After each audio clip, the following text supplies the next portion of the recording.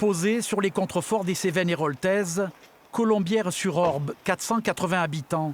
C'est dans ce village et cette maison de pierre qu'est né Jean-Claude Carrière en 1931.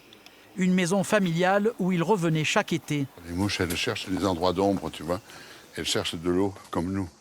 Enfant de vigneron, il aimait profondément cette terre ancestrale. Ça va bien et toi? Ça va bien. Ça va très bien. Il était paysan, lui, dans l'âme.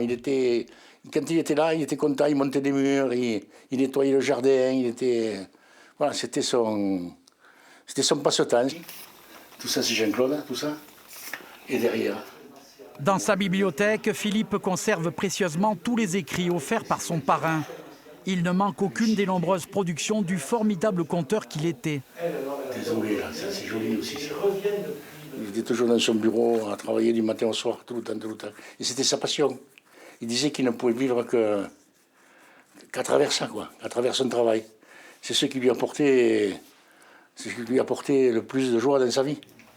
Pour Philippe et son frère, l'ancien maire du village et ami de jeunesse de Jean-Claude Carrière, les souvenirs remontent à la surface après sa disparition.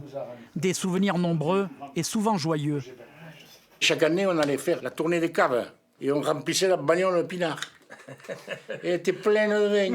Et jamais lui, il le buvait, parce que moi, je le buvais, mais lui, il ne le buvait pas. Ce qui m'a marqué le plus, c'est quand j'avais 18 ans à peu près, et que nous allions pêcher l'écrevisse et braconner l'écrevisse. Ça, c'était des grands moments, parce qu'ils passaient quand même toutes leurs vacances à Colombières, et je compte tous les jours manger des écrevisses. Aujourd'hui, Colombières-sur-Orbe a perdu son plus célèbre représentant. Jean-Claude Carrière sera inhumé dans le cimetière du petit village.